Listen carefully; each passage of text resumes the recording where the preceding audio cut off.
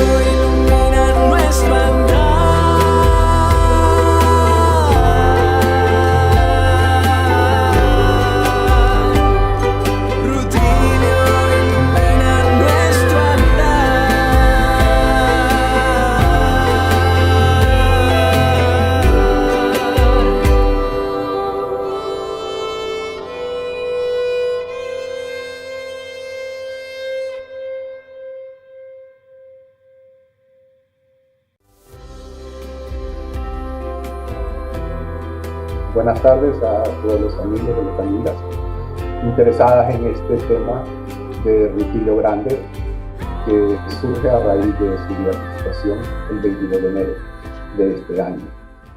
Rutilio Grande nació en un pequeño poblado rural de El Salvador en 1928. En esa época, El Salvador, hasta muy entrado el siglo XX, es fundamentalmente rural. Nació en el seno de una familia bastante desintegrada, también típico del mundo rural salvadoreño. Ingresó en el Seminario Nacional de San Salvador muy joven.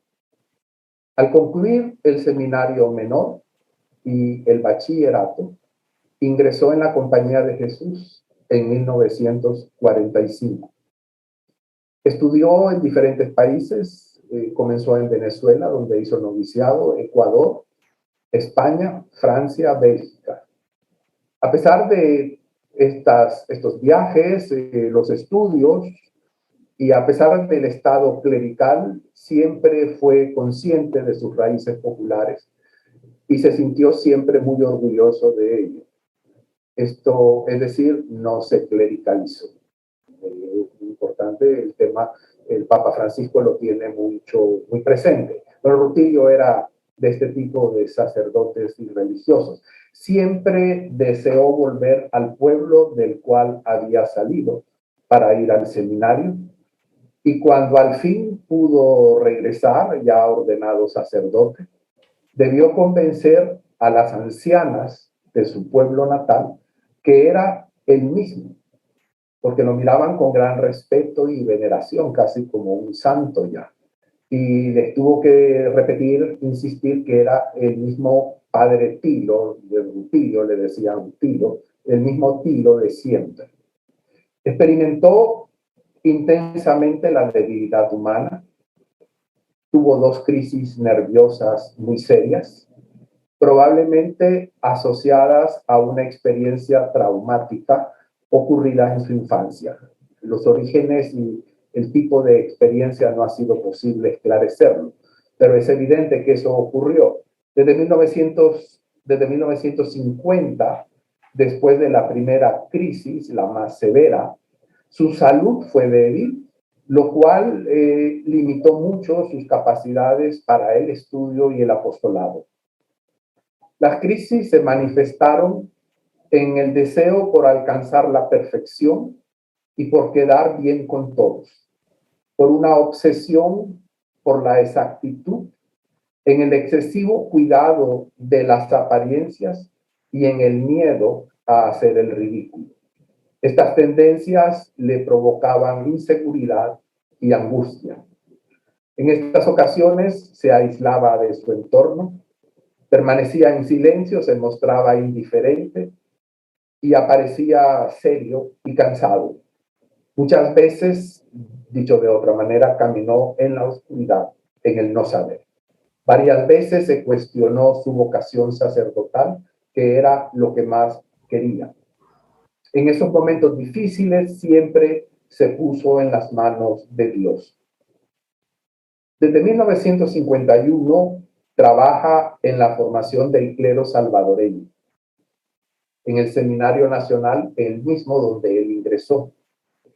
De tal manera que la mayor parte de su vida la dedicó a la formación del clero. Sus superiores lo destinaron pronto al seminario por considerarlo serio, trabajador y sobre todo una enorme habilidad pedagógica. Y de hecho eso va a demostrar tanto en el seminario como después cuando sea párroco.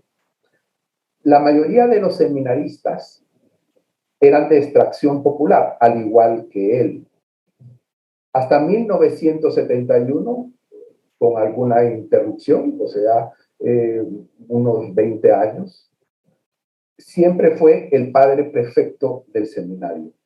Una responsabilidad en sí misma odiosa, porque es el responsable de la disciplina.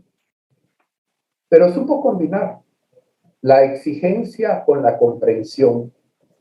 No quería seminaristas sumisos a la autoridad, sino responsables y maduros.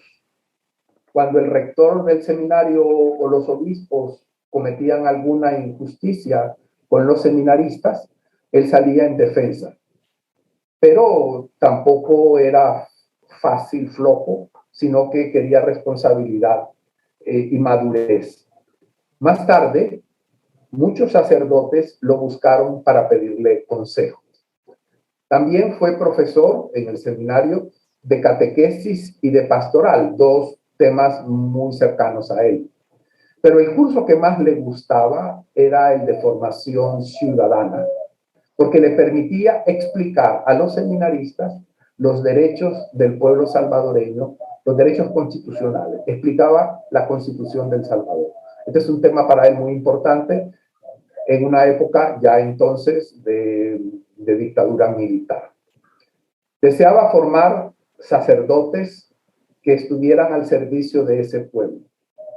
Y ese deseo lo llevó a luchar por abrir el seminario a la realidad salvadoreña. Los seminaristas debían salir del edificio, un edificio enorme, como suelen ser esos seminarios tradicionales, y la realidad debía entrar en las aulas y en los pasillos del seminario. Durante las vacaciones, los seminaristas casi no salían del edificio. Durante las vacaciones organizó misiones populares con varias decenas de seminaristas. Se los llevó en 4 ocasiones a una parroquia grande y pasaron un mes en esa parroquia misionando. Pero no se trataba para él de predicar solamente, sino de que los seminaristas descubrieran al pueblo del cual provenían y al cual estaban destinados a servir. Insistía mucho en que no quería formar caciques o grandes señores, que eran servidores. También un tema muy querido para el Papa Francisco. Él mismo, el tiempo que estuvo en el seminario, los fines de semana se iba a su pueblo, a El Paisnal, donde nació, y los fines de semana atendía a la población. En una frase de él decía: les fui quitando rosarios y les fui metiendo la palabra de Dios. Y tuvo mucho éxito y mucha aceptación en este giro de la religiosidad popular. Asimismo, intentó introducir en el seminario el magisterio del Concilio Vaticano II y el magisterio de Medellín, la lectura latinoamericana del magisterio conciliar. De hecho, Rutilio es uno de los sacerdotes salvadoreños que más trabajó para que la Iglesia aceptara el magisterio conciliar y latinoamericano. De hecho, el concilio prácticamente pasó desapercibido para la Iglesia salvadoreña. Cayeron en la cuenta del concilio cuando vino Medellín y cayeron en la cuenta que para entender Medellín había que entender el concilio. Y en ese cambio estuvo Rutilio y sobre todo introducir los cambios en el seminario. En concreto, el seminario podía tener 120, 150 seminaristas, a veces hasta 200. Y cambiar esa vida monótona, conventual del seminario creando más bien comunidades con los seminaristas, formando consejos de filósofos y de teólogos para que ayudaran, iluminaran la dirección del seminario, creando grupos de lectura y oración sobre la Biblia, es decir, meter una nueva dinámica en el seminario. Pero a los obispos, a la mayoría de los obispos de El Salvador, entonces, eso les pareció extremista. El único obispo que le apoyaba era el arzobispo y su obispo auxiliar.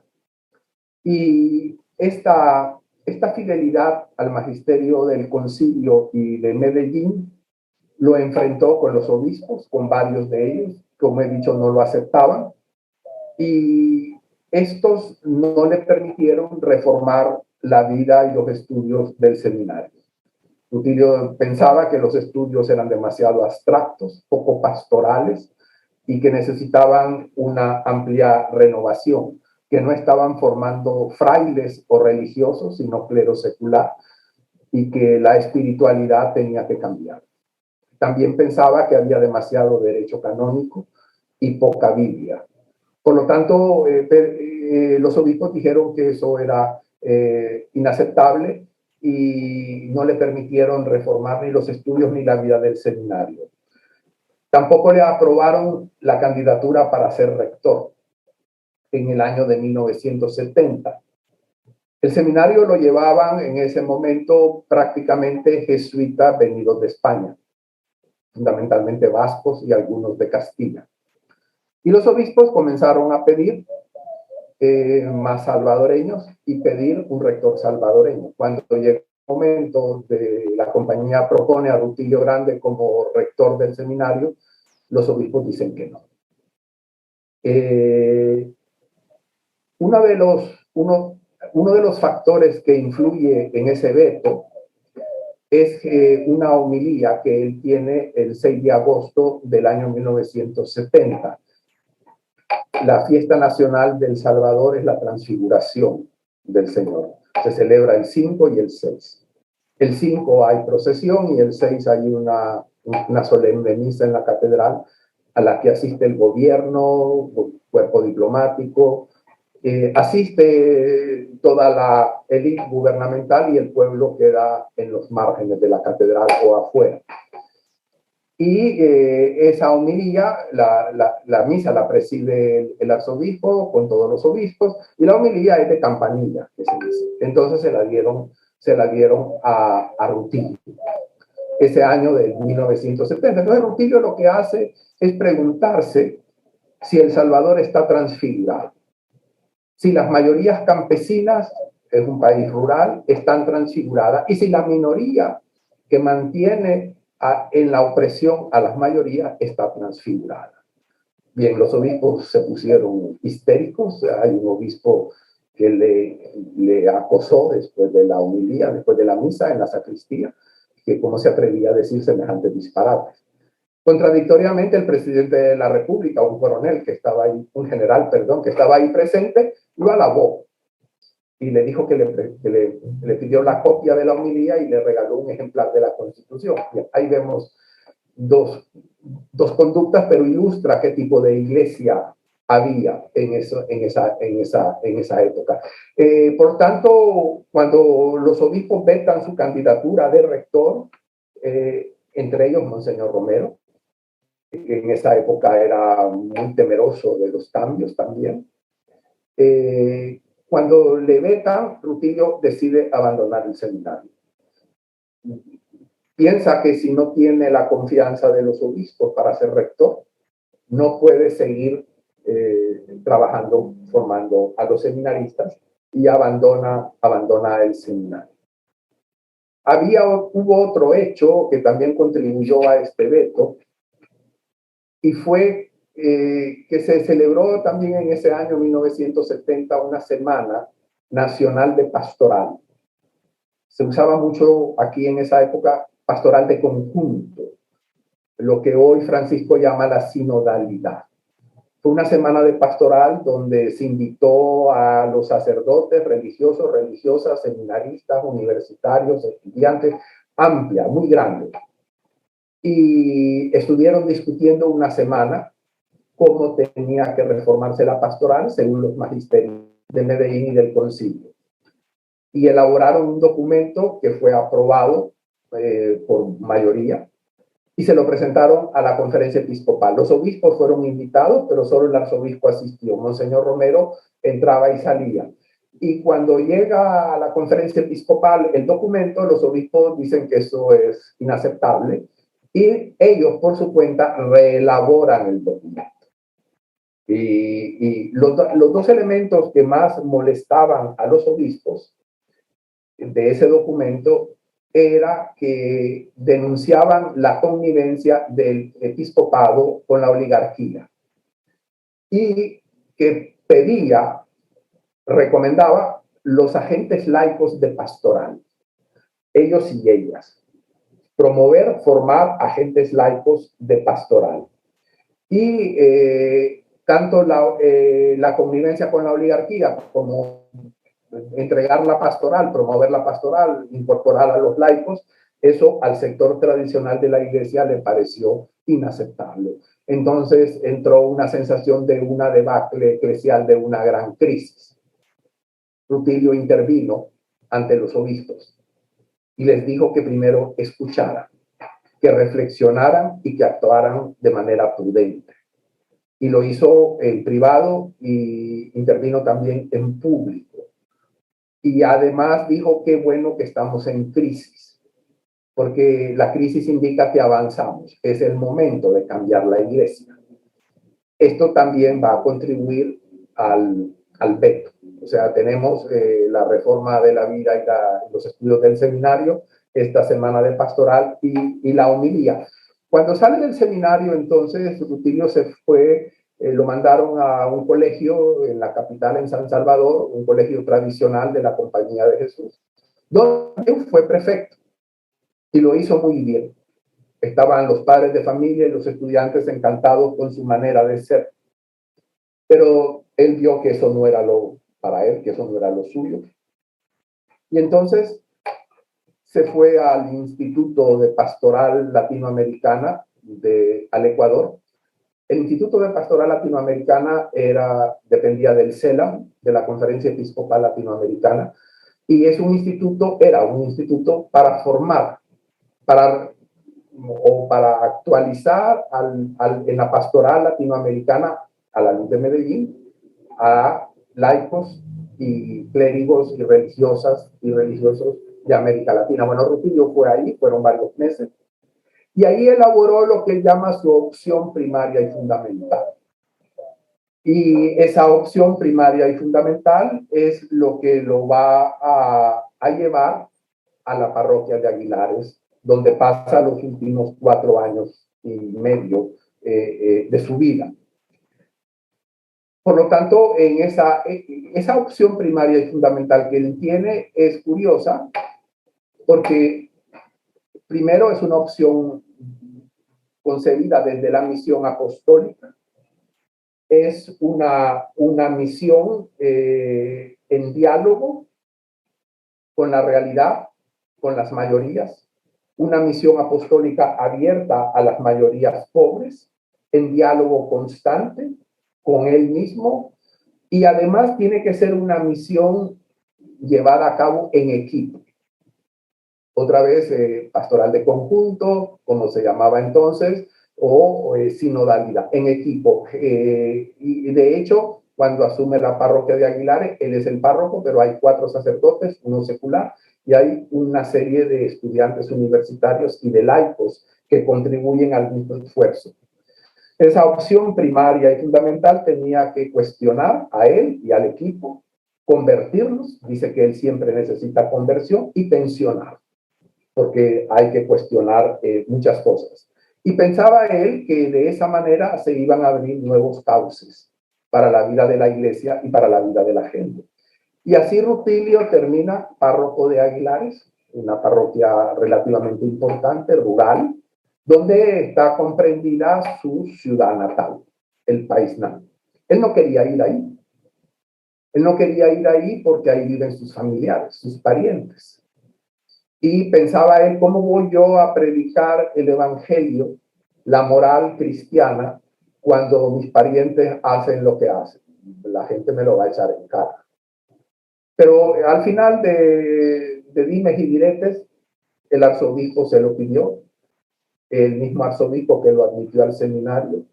El arzobispo era para él como un padre y aceptó y se fue de párroco de Aguilares, donde de acuerdo a esa opción primaria y fundamental, él anuncia el reino de Dios, pero no solo anuncia, pone también signos eficaces de la presencia del reino en una realidad dominada por la explotación económica. La zona de Aguilares, en la ciudad, era muy comercial, pero el resto es rural. Eran plantaciones de caña de azúcar, enormes plantaciones de caña de azúcar, que habían arrinconado a los campesinos a las tierras malas, marginales. De tal manera que si querían vivir, no podían vivir de la agricultura de subsistencia, porque no les daba y tenían que trabajar en la plantación por un salario miserable, donde les ponían unas labores excesivas, no les pagaban lo que debían, etcétera, pero no tenían alternativa porque era la única manera de subsistir en esas condiciones. Entonces, es una situación de explotación económica, de opresión social. Los campesinos no tienen derecho a organizarse. Los trabajadores urbanos sí, los trabajadores rurales no. Y comenzaba ya la represión estatal, porque la gente comenzaba a inquietarse y el régimen militar oligárquico tiene que contenerla mediante la represión. Por esa razón, parte de su ministerio va a ser denunciar la injusticia que oprime a ese pueblo y anunciarle la liberación. Para hacer esto, él posee un don profético muy curioso. Tiene, ya lo he dicho antes, es un hábil pedagogo, pero esa pedagogía, esa habilidad pedagógica va acompañada del don de la predicación. Con un lenguaje muy salvadoreño, utiliza giros muy campesinos y populares, muy gráficos, maneja la metáfora de la maravilla. Y es un caso notable de comunicador social, cuando la radio no era muy común y cuando no teníamos los medios que tenemos. Pero la radio comenzaba a participar en este tipo de actividades, pero se parece mucho, como voy a decir más adelante, a Monseñor Romero. Monseñor Romero también es otro gran predicador. Monseñor Romero también tiene el gran don de la predicación, pero en otra clave, en clave más urbana. Rutilio lo tiene en clave campesina. Y en esa labor parroquial en Aguilares, llama a la conversión de los injustos y de los violentos. No incitó a la violencia como lo acusaron. Al contrario, se esforzó siempre por evitarla.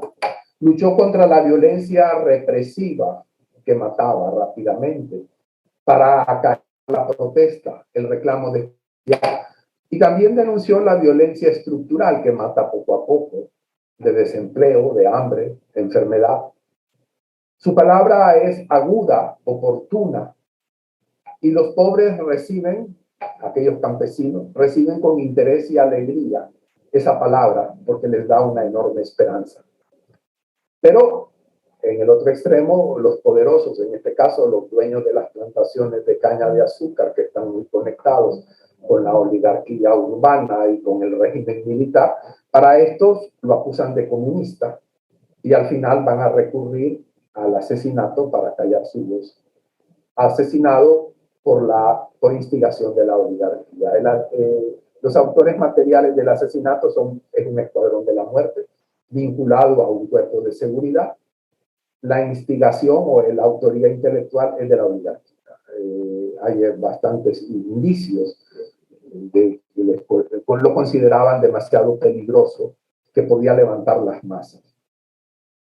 Sus asesinos, sin embargo, no pudieron resistir su palabra, su denuncia profética, ni tampoco su credibilidad. Era demasiado creíble y su palabra demasiado aguda, incisiva, y por eso le mata. Rutilio se inspiró, ya lo he dicho antes, en el Vaticano II, en Medellín, y en una encíclica de Pablo VI, muy importante, la Evangelii Nuntiandi. Esta encíclica, el Papa Francisco la ha actualizado en Evangelii Gaudium, pero es una encíclica que trata sobre el anuncio del Evangelio y el papel de la Iglesia. Y Rutilio quedó muy impresionado por esa encíclica, y esos son sus tres, y la palabra de Dios, por supuesto, sus cuatro fuentes.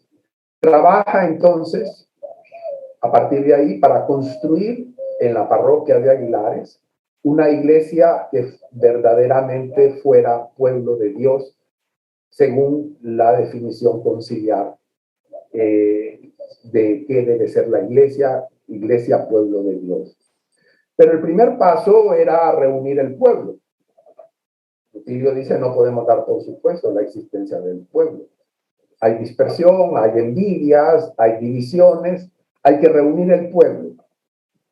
Porque sin pueblo no puede haber pueblo de Dios. Reunir el pueblo y después convertirlo en pueblo de Dios. Monseñor Romero tiene la misma aproximación también. La población salvadoreña, como he dicho, no era pueblo. La opresión la había sometido al egoísmo y la mantenía dividida y dispersa. Esto hizo que Rutilio no se desentendiera de las luchas históricas por la justicia y la libertad, porque había que reunir al pueblo y después convertirlo en pueblo de Dios. Monseñor Romero va en la misma dirección. La iglesia, por lo tanto, debe ser construida desde abajo. Y por lo tanto trabaja para reunir ese pueblo, lo llama a la conversión, a volverse a Dios, y le señala el camino que tiene que recorrer para convertirse en pueblo de Dios.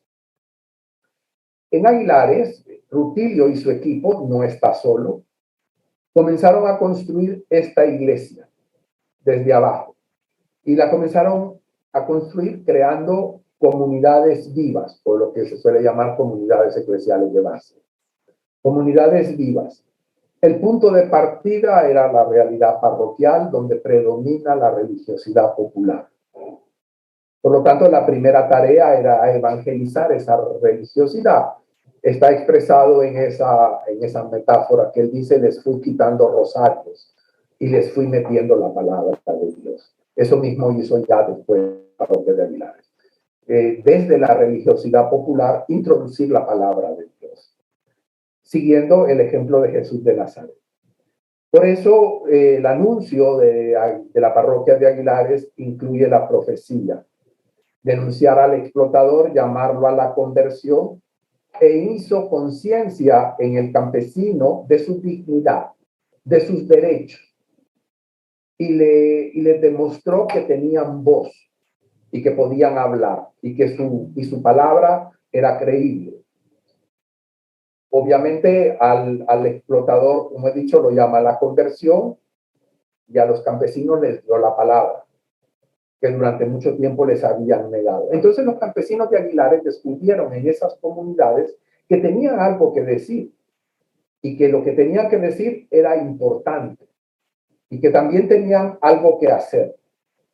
Rutilio los invitó a asumir esa responsabilidad cristiana de transformar la sociedad según el Evangelio. El hombre y la mujer nuevos, decía él, y libres, surgirían a lo largo de un proceso de transformación personal y comunitaria. En ese contexto, en esta dinámica, fundó las comunidades cristianas, unas comunidades dinámicas, proféticas, autónomas, de las cuales salen los agentes de pastoral de la parroquia. En poco tiempo, estos agentes, sobre todo las mujeres tienen un liderazgo muy particular, relevante en estas comunidades, determinan en buena medida la dirección de la actividad parroquial. La parroquia de Aguilares enfatiza entonces la predicación del Evangelio, la conversión, no la administración de sacramentos, una actividad predominante en la parroquia tradicional. El sueño de Rutilio era una parroquia donde el sacerdote se concentrara en el ejercicio del ministerio ordenado y donde los laicos asumieran todas las demás tareas parroquiales. Hacia eso iba caminando. Y en ese proyecto las mujeres eran muy importantes. No lo logró realizar porque lo asesinaron y después vino la guerra. Pero esa era su idea. También encontramos esta idea en el Papa Francisco, la desclericalización y el camino sinodal, y dar esa participación determinante a los laicos. La dimensión profética de la predicación suscitó la cuestión de la política. Se enfrentó Rutilio entonces a la relación entre fe y política, o entre parroquia y organización política.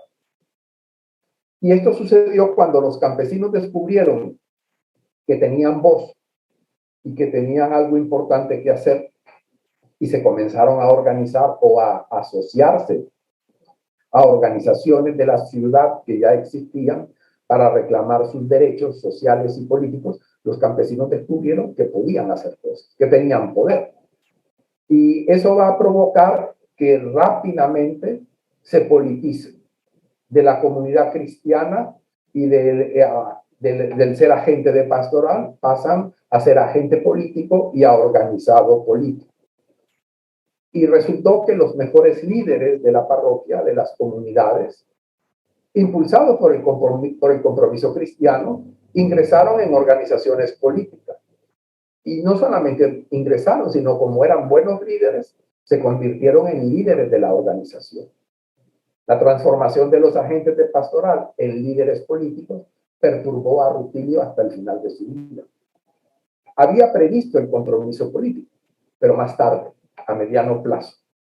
Eso estaba más bien primero evangelizar a través de misiones populares, formar los agentes de pastoral, organizar la parroquia en comunidades y con esa estructura de agentes de pastoral, y más tarde vendría la parte política. Pero la situación de la realidad parroquial aceleró el proceso, y entonces la organización política surgió antes de tiempo, o antes de lo que él pensaba.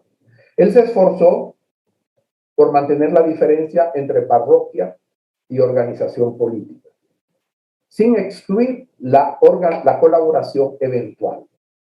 El problema fue que la organización política pretendía subordinar la pastoral parroquial a las estrategias políticas. Dicho de otra manera, la organización política popular absolutizó la organización como el máximo bien posible, y por lo tanto todo tenía que estar subordinado a ella, en cuenta la parroquia. Este problema lo va a enfrentar Monseñor Romero en su cuarta carta pastoral. Va a poner matices de cómo manejar esta situación. Pero ya Rutilio se encontró con esto. Esa diferencia de perspectiva que él tenía provoca enfrentamientos entre Rutilio y los líderes de las comunidades y también de la organización. Son las mismas personas, las más valiosas, las que él mejor conocía, las que más apreciaba.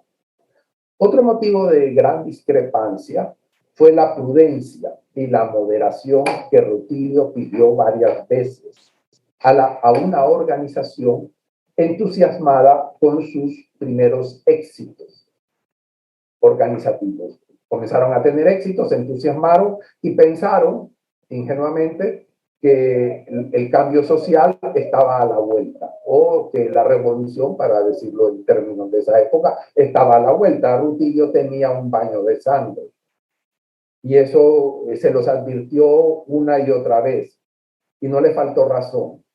Pocas semanas después de su asesinato, el ejército se tomó militarmente la parroquia, y hubo una serie de masacres, asesinatos y violaciones.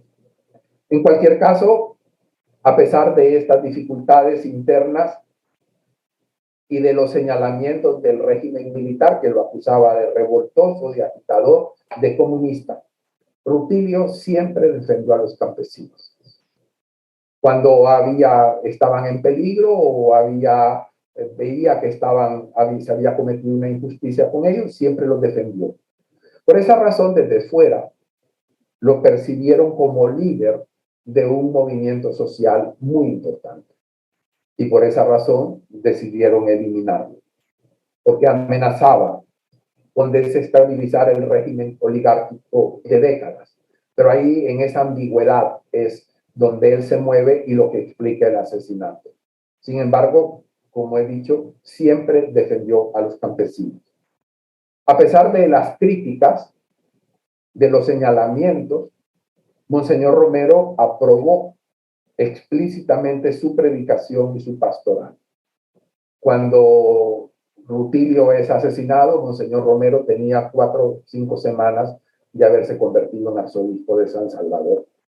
Y lo defendió y juzgó que su predicación y su pastoral eran ortodoxas, a pesar de lo que decían. Según el arzobispo, su predicación había sido un mirar a Dios desde Dios y desde Dios mirar al prójimo como hermano. Y por invitar a organizar la vida según el corazón de Dios. Esto puede parecer obvio ahora, pero en 1957 no lo era tanto. Y continúa Monseñor Romero, ese mirar a Dios y desde Dios mirar al prójimo como hermano, debía traducirse en compromiso concreto, sobre todo en una motivación de amor, de fomentar la solidaridad y la fraternidad. Porque el cristiano, decía Monseñor Romero, no puede olvidarse de la miseria de los pobres. Y no podía hacerlo porque la palabra de Dios debe encarnarse en la realidad para salvarla desde dentro. Es el misterio de la encarnación, salvar desde dentro. Pero entonces, al encarnarse en la historia humana, la palabra de Dios adquiere una dimensión social y política inevitable. Y aquí es donde se encuentra esa ambigüedad, pero que es inevitable, esa ambigüedad. Por lo tanto, la salvación incluye, eso predica Rutilio, predica Monseñor Romero, incluye la liberación política, pero va más allá, porque espera la llegada del reino de Dios, ya presente en esa acción transformadora. Esto me permite ahora hablar de Monseñor Romero y Rutilio Grande, ponerlos a los dos juntos. En gran medida porque lo que Monseñor Romero consigue en sus 3 años de ministerio arzobispal, en gran medida se debe al trabajo de Rutilio Grande y de otros sacerdotes que iban en la misma dirección. Dicho de otra manera, Monseñor Romero no podría haber hecho lo que hizo sin Rutilio Grande y el movimiento en el que él participó del clero salvadoreño. La opción que ambos hicieron, Rutilio y Monseñor Romero, la opción fue por los pobres y por su liberación de toda clase de opresión. Y eso provocó la cólera de la oligarquía y de los militares. ¿Por qué? Porque el orden oligárquico espera que el pastor contribuya a mantener al pueblo callado, pasivo, resignado con su suerte. Los sufrimientos de esta vida serían recompensados grandemente en la otra. Rutilio Grande, con esas metáforas que manejaba, solía decir que querían un Cristo mudo, con un bozal en la boca, para pasearlo en las procesiones, pero que no hable, porque si habla crea problemas. Pero ni Monseñor Romero ni Rutilio aceptaron desempeñar ese papel tradicional, porque el Evangelio no tolera la injusticia. Eso sí, ninguno de los dos confunde evangelio o fe con política. Los dos son conscientes de que la predicación del reino de Dios en una situación injusta como la del Salvador en ese momento tiene implicaciones políticas. Ninguno de los dos se asustó, al contrario, se mantuvieron fieles al pueblo y a Jesús de Nazaret hasta entregar su vida. Si de algo son responsables Rutilio Grande y Monseñor Romero, es de haber anunciado que según la voluntad de Dios, la creación está a disposición de todos. Por lo tanto, nadie tiene derecho a apoderarse de aquello que es común. Esto tiene una enorme concreción en una parroquia de plantaciones de caña de azúcar y una población arrinconada en tierras marginales y malas, que no puede sobrevivir. Acumular, van a decir, es contrario a la voluntad de Dios, por lo tanto es pecado. No solo es un pecado personal, sino también social, porque el egoísmo individual tiene consecuencias negativas, mortales, en todos aquellos que son excluidos de los bienes de la creación. Por eso invitan al pueblo a tomar la palabra para reclamar su derecho a disfrutar de dichos bienes. Aquí lo que está detrás es el tema de la propiedad privada, hasta dónde la propiedad privada puede ser legítima, o el tema de la desigualdad, esa desigualdad que encontramos hoy entre los pocos que acumulan millones de millones o la riqueza del mundo y otros que a duras penas tienen para vivir. Le extendieron la mano a esa gente para levantarla de la prostración, le señalaron el camino de la justicia y la libertad verdadera. El conformismo predicado por la iglesia tradicional era inaceptable, porque el cristiano está llamado a quitar el pecado del mundo y a trabajar para construir una humanidad respetuosa de la creación, solidaria, fraterna, donde lo tuyo y lo mío no existen. Resuena aquí otra vez esa visión total, global que tiene el Papa de justicia social, económica, política y también justicia de la creación, del cuidado de la creación, el medio ambiente. La Laudato Si resuena aquí. Todo es nuestro, citando a Rutilio y a Monseñor Romero, todo es nuestro. Nosotros somos de Cristo, Cristo es de Dios. Rutilio lo expresó bellamente cuando anunció la utopía del reino como una mesa inmensa, cubierta con manteles largos, donde todos tenemos un puesto reservado y pan suficiente. Esto lo formuló en un lenguaje muy salvadoreño, pero la idea es esa. Manteles largos, todos son de primera, no hay nadie de segunda. Todos tienen con qué comer y todos están sentados a la mesa. Monseñor Romero y Rutilio Grande cultivaron una amistad entrañable. Tuvieron sus diferencias, como he mencionado antes, desencuentros dolorosos para los dos. Pero aparentemente la amistad se mantuvo hasta el final, como voy a decir a continuación. La amistad surgió cuando los dos pasan momentos difíciles. A Monseñor Romero lo habían trasladado de su diócesis de origen a San Salvador, a la capital, a la arquidiócesis, porque el clero de la diócesis no lo aguantaba. Era demasiado exigente, demasiado riguroso, estricto. Y le pidieron al obispo que viera qué hacía con Monseñor Romero, no era obispo entonces, con el padre Romero, que lo sacara de la diócesis. Y lo mandaron a San Salvador. Y vivía en el seminario, el mismo seminario donde estaba Rutilio. Monseñor Romero llega con ese fracaso a cuestas. Rutilio también está pasando malos momentos por la manera de la disciplina del seminario, los problemas propios del seminario que ya he mencionado. Y en eso, mal momento del uno, mal momento del otro, platicaron mucho. No hay documentación escrita de la amistad, solo ciertos indicios, pero incuestionables. Platicaron mucho y se acercaron mucho y se identificaron.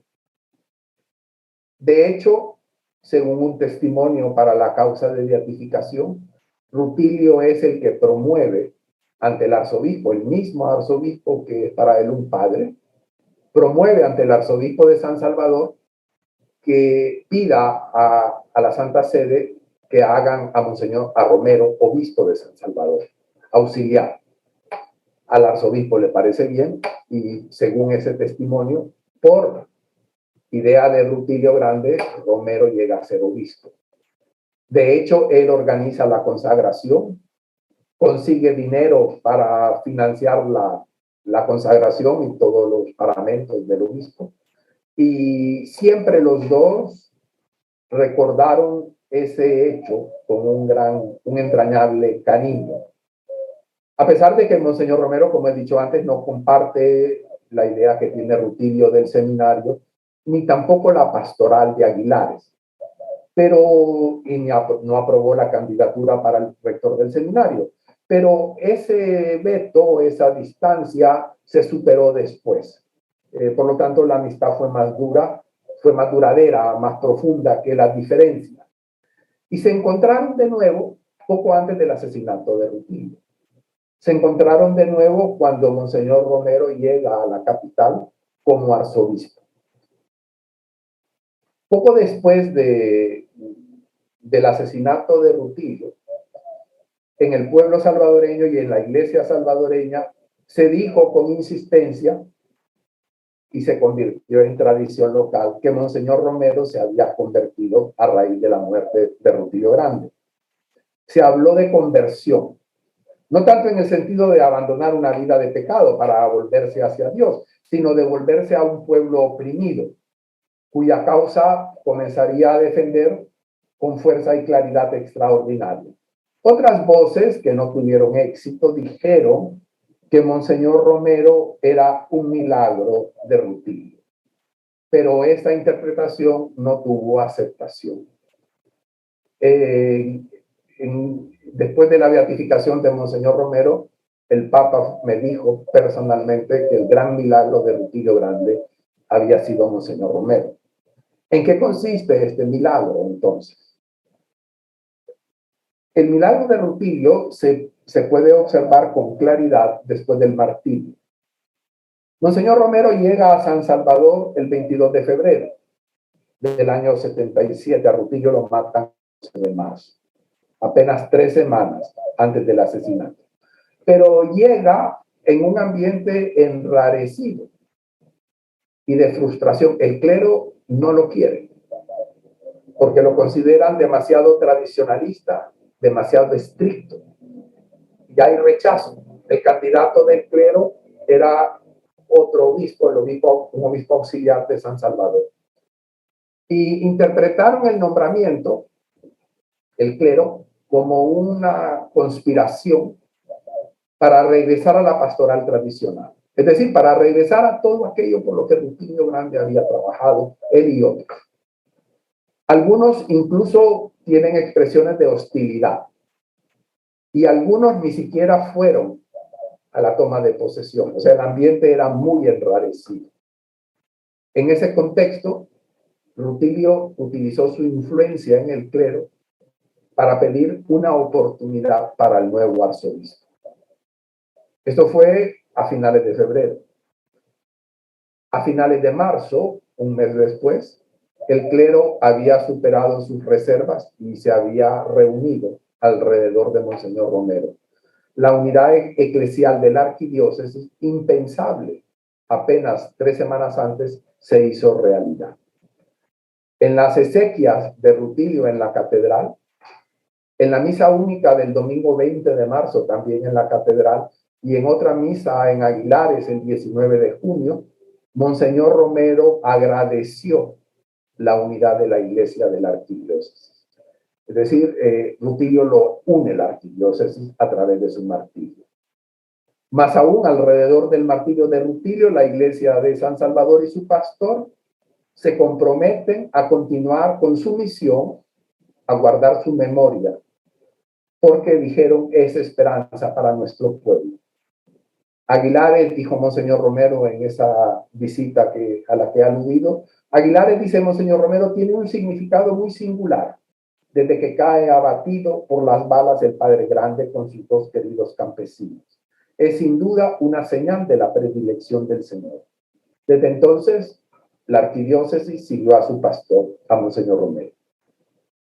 Entonces se manifestó como Rutilio contribuye a preparar el camino que poco después recorre Monseñor Romero durante sus 3 años de ministerio. Rutilio había formado a varias generaciones de sacerdotes, había difundido el magisterio del Concilio de Medellín del Evangelio Nunciando y había puesto en práctica todas esas enseñanzas. Una semana después del martirio, Monseñor Romero confirmó el ministerio de Rutilio. Estén seguros, dijo, hermanos, que la línea evangélica que la arquidiócesis ha emprendido, la de Rutilio, es auténtica. Y a todos aquellos que con los queridos sacerdotes colaboran, religiosos y laicos estén firmes en su puesto, mientras estén en comunión con el obispo. En el primer aniversario del martirio, Monseñor Romero señaló a Rutilio como el ejemplo que hay que seguir. Rutilio vivió la fidelidad a Jesús y al pueblo con coherencia admirable. Y tiene las siguientes palabras. Por eso, cuando Rutilio llega a la plenitud de la humanidad, lo encontramos de vuelta en el paisnal, en su pueblo natal. Viene para acá con el cariño del hombre que ha crecido en su corazón pasando por universidades, libros, estudios. Aquel hombre ha comprendido que la verdadera grandeza, donde lo ha conducido toda su inteligencia, su vocación, todo, no está en haberse ido de aquí para ser más rico en otro pueblo, sino en volver a su pueblo amando a los suyos, siendo más hombre. Esta es la verdadera grandeza. Y agregó Monseñor Romero que había llegado a ese pueblo de donde salió a convivir, aquí, donde Cristo es carne que sufre, donde Cristo con su cruz a cuestas, no meditado en una capilla, sino vivido en el pueblo, es Cristo con su cruz camino del Calvario. Ese es el Cristo que se encarnó en este religioso, en este jesuita, seguidor de Jesús. Y ahí en ese pueblo lo encontraron los asesinos, que le matan con un adulto mayor, que había sido delegado de la palabra, y era su fiel compañero. Vivía solo Manuel Solórzano, y vivía muy cerca de Rutilio. Cuando Rutilio iba y venía, le acompañaba siempre. Era consciente del peligro que corría, no lo quiso abandonar, y cuando Rutilio prevé que le van a matar, tiene conciencia de que la situación se está descomponiendo y que le pueden matar, sacó de la parroquia a todos los jesuitas, sacó de la parroquia a todos los laicos y solo se quedó con Manuel Solórzano. Y encuentran la muerte juntos. Y junto con Manuel Solórzano matan un adolescente de 15 años que recogieron por el camino. Este era medio pariente suyo, se llamaba Nelson Rutilio Lemus, por Rutilio Grande. Y los dos, ahora beatificados los tres, a mi juicio representan el pueblo salvadoreño. Catequistas, delegados de la palabra, trabajadores de la iglesia, asesinados, desaparecidos, es como una síntesis de lo que significa la iglesia martirial del pueblo salvadoreño.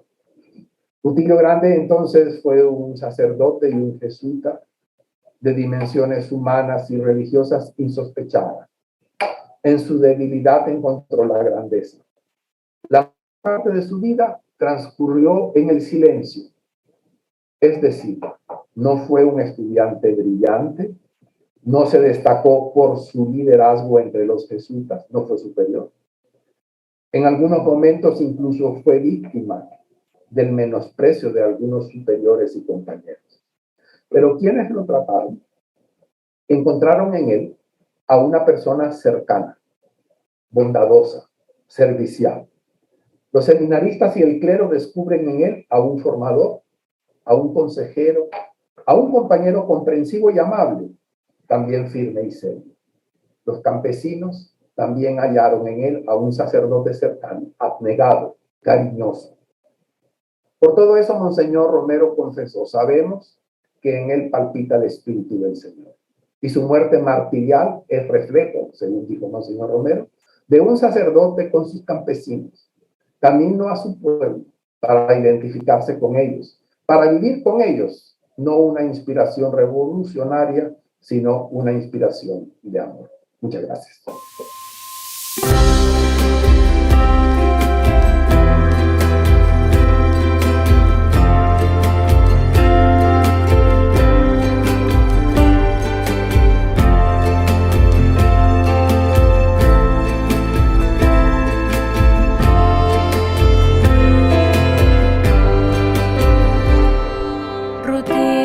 Creciste en el paisnal,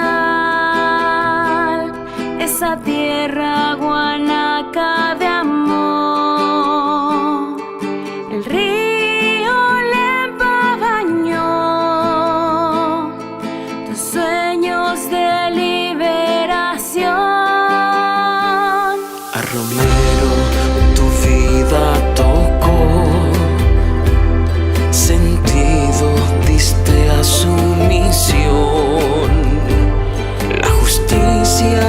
ramos brotó y el pueblo esperanza cantó.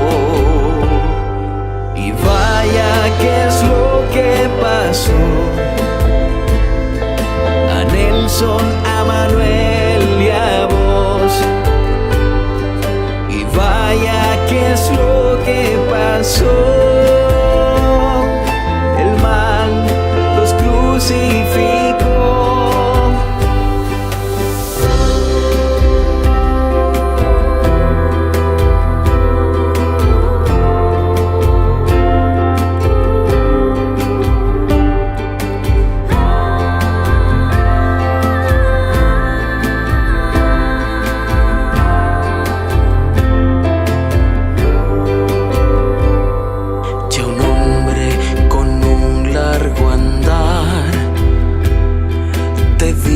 A tu pueblo en clamor, te fuiste del cerro al cantón, la paz reclamó tu sermón. Pastores de ovejas lo son, proclaman los pobres con fe. Sombrero azul Dios les dio, que hoy ambos poseen con honor. Y vaya que es lo que pasó a Nelson, a Manuel y a vos. Y vaya que es lo que pasó. El mal los crucificó.